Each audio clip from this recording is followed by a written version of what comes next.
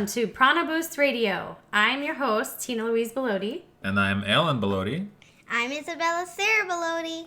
And I'm Gabrielle Letzo Bellotti.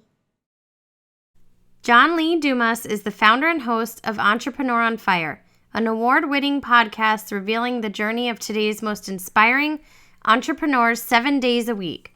Entrepreneur on Fire generates over $250,000 a month in revenue and offers a free 15-day course on podcasting at freepodcastcourse.com. With over 1 million unique listeners a month, Entrepreneur on Fire has inspired Fire Nation to take control of their life and take the entrepreneurial leap. Kate Erickson is John's partner in Entrepreneur on Fire and John's other half in both business and in life. As content creator for Entrepreneur on Fire, she is the author of their blog, creates guides and resources to help inspire and encourage entrepreneurs to go all the way, manages their email marketing campaigns, and, creates content. As community leader for Entrepreneur on Fire, Kate gives encouragement, support, and focused engagement to their community, Fire Nation, across all platforms, both online and in person. She also leads Fire Nation Elite, their mastermind tribe, and Podcasters Paradise, their podcasting community.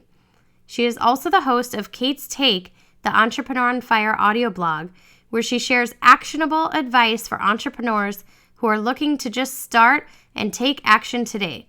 She is grateful to serve each and every member of Fire Nation. Hi, Prana Boosters! Today's featured guests, Prana Boosters, are the amazing John Lee Dumas and Kate Erickson of Entrepreneur on Fire and Fire Nation. Welcome to the show, you guys. Thanks, Tina. Hey, we're excited. Obviously, we're in our Cali attire, SoCal, San Diego. I'm so happy to see you.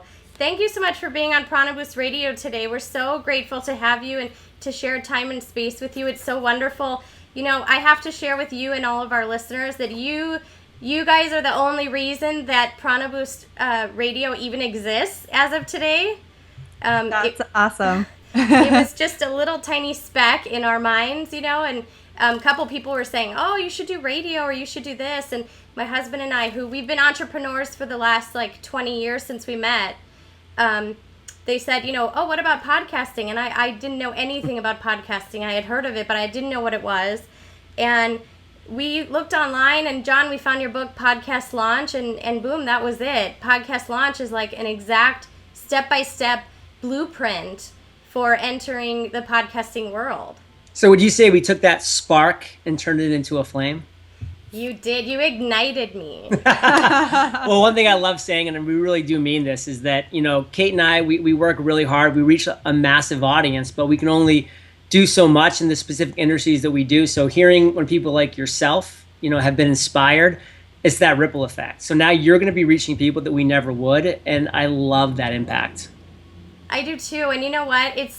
I have to share with other listeners or anybody who's, wants to do it or has the idea. There's so much emotion involved in it, because you're passionate, you're excited, but maybe this is really new. This is very new for me. I'm very good at connecting with people, but I've never done this type of connection where I'm connecting for the first time via Skype, and trying to make sure that I can bring that through on the show. And it's I still get butterflies and things like that, but it's so worth it because really I think, we're living in such an amazing time that anyone can really, read your books and, join your Podcasters Paradise and become a part of Fire Nation. And just to become a part of the podcasting world is amazing that people can share their voices today.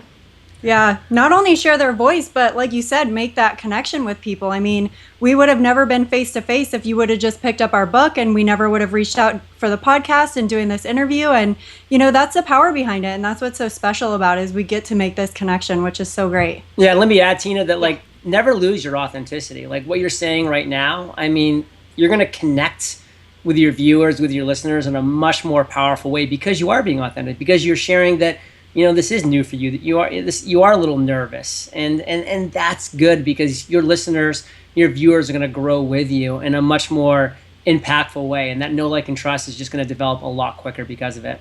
Yeah, I agree, and I think that's the beauty of everything that you guys are doing and everything that you're teaching because it's such a new world that we live in, that people are able to do that, even that, so I hear things, because I'm kind of I teach mindful parenting and mindful living, and I'm in the realm where people are saying technology is, pulling us apart, and, making people distant. And I mean, I completely cannot agree with that, because look how I'm connected with you guys today, and look how it brought us together. Just like you said, it would have, had we done this, it wouldn't have brought us together. So I think that it's amazing. It's absolutely amazing. I'm really, really, really grateful. Tina, to that authenticity point, if you want to cry, cry. Mascara and all, just. No, I'm not going to cry, because I'm too excited, actually. I might cry after when I rewatch it or something, like, oh, what a moment. But so I wanted to ask you guys, our newest company, my husband and I have we've been building video games for 15 years, and we've always been working together, but our newest company is called Prana Boost, and like I said, I teach mindful living and energy alignment and raising your awareness and your consciousness, and your energy of you guys is just so powerful. It's very contagious. It's amazing. And I do know you have the background in, military, so I don't know where you get your enthusiasm for, or how disciplined you are, but your excitement is just amazing. How do you maintain this type of energy and, and bring it through? Do you meditate, or do you do anything to...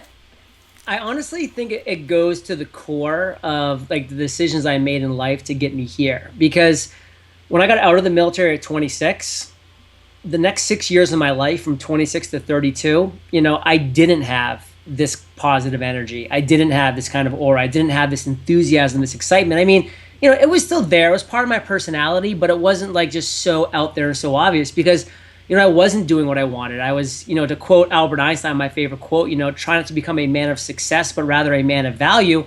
I was trying to become a person of success for 6 years, chasing fame, fortune, money, respect, and it just wasn't me. And it was obvious. I was in law school, it wasn't me. I wasn't the same person that I am here on Entrepreneur on Fire. So when I flipped it on its head and I said, hey, I'm going to just create value, I'm going to give value away, my true essence was able to then be a part of everything that I did. And that changed everything. So that's what I really want to stress to people. If you feel like your true personality, your true soul isn't really being shown to the world, it's probably because you're not doing the thing that you're meant to be doing. And once you are, that light just turns on, and it's from within, but it just exudes out and everybody can see it. Yeah, everyone can see it and everyone can feel it. I mean, they can hear it in your voices and what you guys do. So I'm really grateful for that. And you record so many shows. I mean, you have so much content. So did you ever wake up and not feel in the mood to do it, or? Yes, but I will say one thing that I did that I really recommend people getting to as quickly as possible is what I call batching. So I do a daily show, but I do a daily show 1 day a week, where I'm doing 8 interviews every single Tuesday. Oh, wow. So, hey, I have to wake up Tuesdays and I just have to say, this is game day. This is my Sunday as a football player. Just get up 1 day a week, and this is when you perform. And so the other 6 days I can say, hey, those can be the days that I'm off. Those can be the days that I don't really have the energy or just the excitement that I want to bring to every Entrepreneur on Fire episode. So that makes it easier, Tina, knowing that it's just 1 day a week, but it's still not easy. I mean, I still got to just give it all for 8 interviews and 8 hours. And it's a long day, but just keeping that at the top of my mind. That is my game day. Yeah, that's amazing. I'm so glad you told me that. I'm doing something similar, probably because I got ready and I was just mentally ready too, not just, getting ready physically.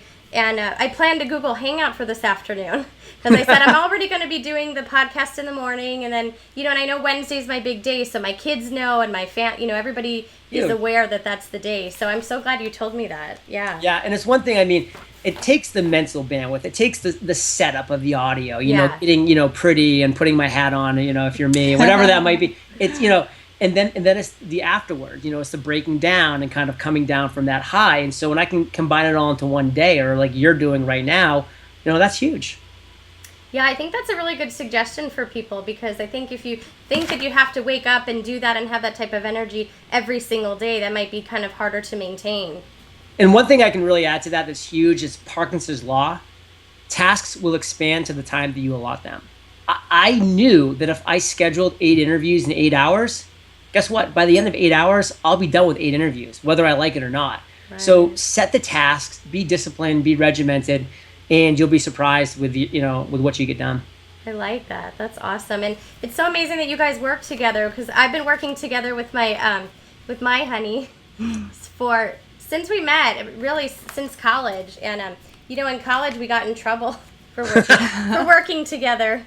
Let's keep this PG, Tina. Well, they were really weird. They called it cheating, but I don't know what they were talking about. We were collaborating, and and we still do that. And it's funny. We were in Entrepreneur Magazine twice early on, and it's funny because our family and everyone we showed, they were like, "Oh, this article's amazing! It's so amazing! You're in this magazine, and now you're going to get a really great job." Yeah. So people still don't understand, what it's like to be an entrepreneur, and actually how hard you actually work and how much time and hours you put in. Later on, what we did? We sent that Entrepreneur Magazine to the dean of the college, who busted us years ago. Right. And I said, "See, we're still working together." That's awesome. But don't you think it's become more socially acceptable for people to be entrepreneurs now? It's not, it doesn't have the stigma that it used to have. I definitely think it's becoming more common. I mean, there's so much more available to us now. I mean, anybody can go on the internet, can read a book, can watch a video, and automatically kind of become an expert in, any one area. And that's pretty incredible. I mean, this wasn't available to us a long time ago. To your point that you said earlier, how you hear from a lot of people in your industry or your niche that perhaps technology is tearing us apart and, breaking up relationships. I mean, for us, it's connected us with millions of people around the world. I mean, you can't do that any other way except for on the internet. And what it's bringing to people who maybe before in, remote areas who wouldn't have interaction or any way to learn some type of expertise that they might turn into their own business. Right. Now, all of a sudden, that's available to us. So certainly, I think it's a lot more common, a lot more accepted. But, again, to your point, like, I know that when John and I first started, our family was like, "Cool, how are you going to make money off from that?" Right. Like, are you thinking about going and finding a job? And right. We're like, no, this is going to be our thing. So I still think that there's kind of some catching up to do with people actually understanding that, the conventional way is no longer climbing a corporate ladder. It's, creating your own reality. Right. Yeah, and Tina, that's one reason why I end every Entrepreneur on Fire episode with the words, "You're the average of the 5 people you spend the most time with." Because when you were sharing your story earlier about being featured in Entrepreneur Magazine, and then your friends and family being like, "Awesome, now you're going to be able to leverage that entrepreneurial success into some corporate cubicle drudgery job." Right. It's like, that's the way a lot of people think. And so that's why it's so important, and everybody that's watching this or listening to this right now, like, you're doing the right thing, because you are realizing the importance of surrounding yourself with other like-minded people, who have accomplished or are accomplishing, what you want to accomplish. And that's so important. So really think about the people that you're spending the most time with, and the people that are really having that mindset of, how can you leverage this into a cubicle job? Those aren't the kind of people you want to be talking to. You want to be talking to the kind of people like Kate and I or you, who are saying, how can you leverage that Entrepreneur Magazine into revenue for your entrepreneurial business? Right. Absolutely. I totally agree. And I think the coolest thing about you guys offering a community in addition to your teachings is that some people might not have that personal support system. Mm-hmm. So they can, they can reach out to people in your communities and, find their 5 people that they can be around who can help lift them up. I was reading a book by Dr. Wayne Dyer once, and I remember he said, the second you get an idea to follow your passion and follow your heart, you might tell someone, and they're going to tell you about all the people who have died trying to do what you want to do. So I mean, you have to be careful who you share your stories with and your dreams and your passions sometimes. So surrounding yourself with that community can be a make it or break it decision. Absolutely. You have to have that support. But I think another important thing for people to understand, because I know when I was first starting out, like, this kind of stressed me out when people said, like, you have to be surrounding yourself with, these people that are going to pick you up. And I'm like, but some of my best friends and my family members, they just don't get it. I don't think it's that they don't want to support me. So it's not really about like cutting those people out of your life entirely. Yeah. It's about understanding the types of conversations that you're going to start having with your family and the types of conversations you're going to start having with the people who understand and support you. But to that point also, like, and what's been really fascinating for me is knowing Kate and her friends, and, you know, their mindset, you know, 3, 4, 5 years ago, and then her friends seeing Kate's success and Entrepreneur on Fire's success and how happy she is and how she's grown so much as an entrepreneur. And then being like, well, you know, I know Kate. You know, Kate used to work this drudgery corporate cubicle job that she didn't necessarily love. And now she's doing something that she does and she's growing as an individual. Now it's really cool to see her friends, you know, launching, like her best friends are now either launched a podcast or working towards launching a podcast and starting their own thing and getting fun. And that's the positive impact that Kate's had on her friends who, frankly, wouldn't have had the courage without her. Yes, absolutely. I know you guys are an example for so many people. And I've even talked to people who, you know, I've done, I think you're my 12th show. And, you know, and people are like, oh my God, I want to start one, you know, and I think, and it's exciting, but there are people that don't understand it, and it's very new, and I think we have to be very kind and generous and compassionate to know that it is a new world, it's a new technology, we're introducing new paradigms that, you know, it scares people sometimes, you know, to think outside the box.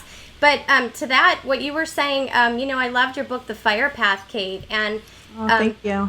One thing that I loved, you know, you don't always have to start off just like dropping everything and being an entrepreneur. I mean, you can even do entrepreneurial things after listening to your podcasts within your own, you know, community or within your own job to sort of, you know, practice, right? The stages of entrepreneurialism. You know, I just made up that word. I don't know. Entrepreneurialism. Entrepreneurialism. We just made up another word, too. Entrepreneuriology. I don't know. No, I think that's absolutely right. I mean, something that I feel kept me in the corporate world for so long is I didn't understand how to bridge that gap. I didn't get how I would go from the corporate world to becoming an entrepreneur.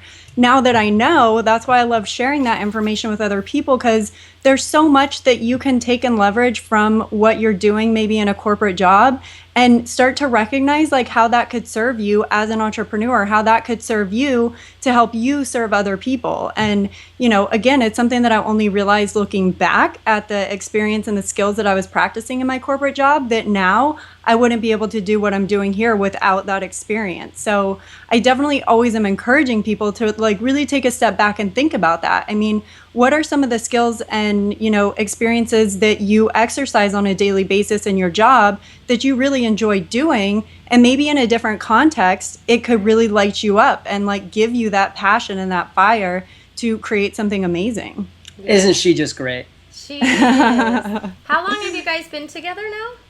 About 4 years. 4 years. Ah, okay. You know what's really cool is for us, our kids get involved. So we have 2 daughters who are 9 and 11, and they have never been in school. So they're home with us completely. I don't know what kind of book is going to come out when I'm older, but I mean when they're older and I'm older, but they watch every step of it. So like even last night we were doing a graphic for a new thing that I want to record with my husband, and we called the girls in to say like, how do you like it? And you know, they're like our beta testers. And that's awesome. And we're asking them if they would record like a little jingle for us. You know, so they do like voiceovers and they're beta testers. And it's really cool, but for us it's kind of a family business. And the coolest thing is that one of my podcasts, my podcast number 6 is one of my favorite. I actually interviewed my 8-year-old daughter.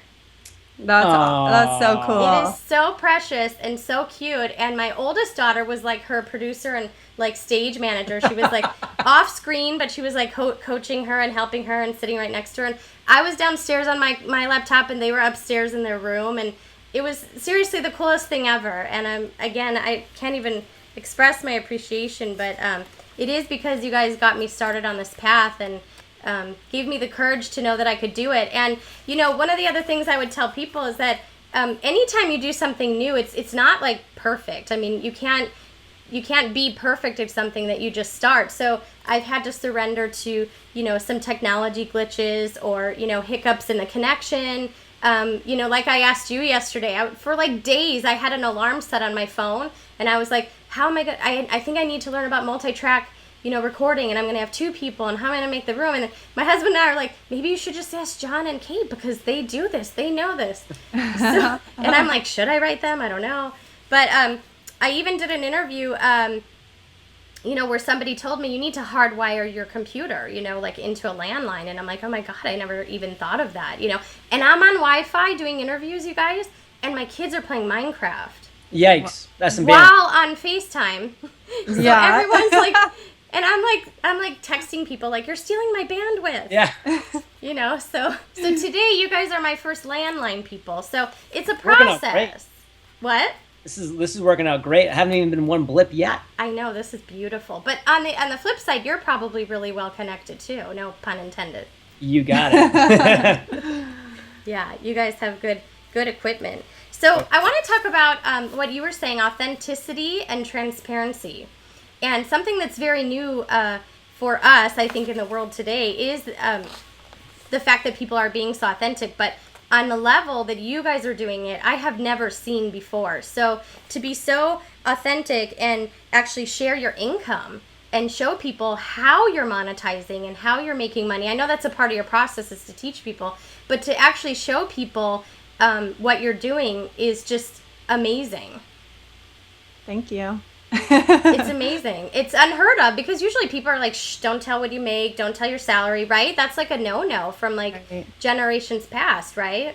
It's not something you talk about. Yeah, it really goes from a mindset of scarcity, which is what corporate America is, and which is, what the world, really was 20 years ago. Like if I have a bigger piece of the pie, that means you're getting a smaller piece of the pie. But we live in a different world now, and that's a mindset of abundance. And people that embrace that abundance mentality, it's really exciting. I mean, I was inspired 4 or 5 years ago from Pat Flynn, ever before I started in this journey. I was like, here's a good guy, genuine, just providing value and sharing his income report so I can actually see proof that he's doing all these things, not being scammy or slimy on the internet, and he's making good money. And that was so inspiring to me. So, I said to myself, if I ever get to that point in the podcasting world, I want to be that inspiration to others that want to pursue that medium of podcasting. And that's just so important to me as an entrepreneur, to kind of be that guiding light. Because, 20 years ago, there just weren't amazing mediums out there to get your voice, your message, your mission out there. So you only had a handful of people, Tony Robbins, Oprah Winfrey, these big names that were really the only people that had the platform to get their voices and their message out there. And so they were able to be broad and be successful. But now you can flick on a camera and a microphone and an internet connection, and you can be, a broadcast host. You can be a podcaster, a video producer. You can get out there to the world. And so because of that, now being broad is the kiss of death, because you're just going to blend into the noise. You're just going to get drowned in this saturation out there. So you have to find, what I love to call your UVD, unique value distinguisher. What are you bringing to the marketplace that's different, that's going to create that buzz, it's going to get you those first few raving fans? For me, that was the first 7-day-a-week podcast. I knew I wasn't going to be a good podcaster when I started, so I sure as heck had to have something that was different and unique to distinguish me, and that was the 7 days a week. Nobody was willing to put the time, effort, and energy into a 7-day-a-week podcast, interviewing entrepreneurs, until me. So even though my podcast wasn't great, it was the only show in town, doing 7 days a week. So I had the time to get good over 50, 100 episodes, before other people kind of caught on and said, hey, this is a model that can really, that can really work. By that time, I was actually becoming a good podcaster. So, that was one of the things that my unique value distinguisher was. And that was critical for me. For Kate, she wanted to get her voice out there. So she's like, well, I've written all these amazing blog posts. Why don't I turn them into the Entrepreneur on Fire audio blog, Kate's Take? And, she just had a record month where she just had a 25% increase in listens because she's stayed consistent. It's been a year. It's, continuing to build off of strength from strength. She hit that critical mass, and it's been really exciting to see. Yeah, and it's so much work. I mean, I know what goes into it, and I really appreciate it. I don't know how you guys document what you document. I mean, the details. I wanted to tell you, I sort of work like a mad scientist. I'm doing like ID3 editor, and I'm like, oh my God, I got to do this, and I got to do that. And I'm doing all the word. I'm doing everything myself, my husband and I. So we're editing the videos, and I think everyone starts off that way. They're kind of wearing multiple hats and everything like that. So, and I'm just doing so many things, and I'm like, my God, if somebody asks me, I don't even know how to tell them what I did, because I barely know so many steps. But you guys document it so beautifully and so detailed. That's That's a lot of work. How do you do that? It's a lot of discipline too. Yeah. I mean, you have to say to yourself, like, okay, this is the last day that I'm just going to go through my day just doing stuff. Like, I'm actually going to take time to write out what I'm doing. And I'm actually going to take time to see where I can create efficiencies and where I can be more productive, where I can delegate, where I can automate things. Sorry. No, that's fine. I dropped my papers. It's really about just having that discipline and doing it. And honestly, like when we hired our second virtual assistant, it was a matter of saying like, okay, I could continue putting this off for weeks and weeks and weeks, saying, oh my gosh, it's going to be so much work to bring someone else on, because then I'm going to have to dedicate my full attention to training this person. Right. But sometimes that's what it takes. You just have to do it, because it's the only way that you're going to force yourself to start documenting those processes, to start creating those video tutorials, to start like putting an actual process and a system around what you do. And it's at that point that you're going to start creating the freedom for yourself that is what you started your entrepreneurial journey in the first place for. Right, and I noticed when I wrote down some of my steps, then next time it didn't take so long, because every time I didn't have to reinvent thinking of how to do it and remember how to do it. Because, you know, if you step away from like WordPress or certain technologies just even for a week, you know, you come back to it and you're like, oh my God, what was I doing? So to document it is, you know, helpful for everyone. I just want to mention one more thing before we're done, but I really, really love how you guys say invest, learn, and teach. And what I want all the listeners to hear is in the Fire Path, Kate, I love where you say that you learned that you didn't have to be a professor at college to be teaching. And I think that that's so important, because we all have something to offer, but up until now, I think people definitely believed that they needed to be trained as a teacher in order to teach. But that's not necessarily true anymore. Absolutely. I was just doing an interview the other day, actually, where, the host was asking me, do you still have that passion to go be a college professor? Like, do you think you'll ever, go back and get your PhD so that you can fulfill that dream? And I'm like, you are crazy. I'm fulfilling that dream right now. Only I'm not just teaching 30 people. I'm teaching thousands of people. Right. And that is so much more fulfilling than a college professor job could have ever done for me. Yes, absolutely. Okay, well, I know our time is up. It's 25 minutes. I want to be really cool and respect that. I wanted to thank you guys so much for your time and for being with us. And I want to encourage all of our listeners to get your books and your join your communities, and I'll have all of that with links to, on my site after the interview. I can't tell you how grateful I am. It's really nice to meet you guys, and I hope I get to meet you in person someday. Yeah, you too. I'm in Thank California you for having too. us on. Yay. You are. Yeah. Are you going to Podcast Movement? I'm not. I don't attend a lot of events like that because my kids are still little. But I would be interested in learning more about it. Yeah. It's coming up in a couple weeks. Okay, cool. All right, I'll have to look into it. So thank you, guys. I'm going to say namaste. Namaste. And thank you so much. Have a beautiful day. It was great meeting you. Thank you. Thanks, Bye, Tina. You're amazing. Bye, you guys.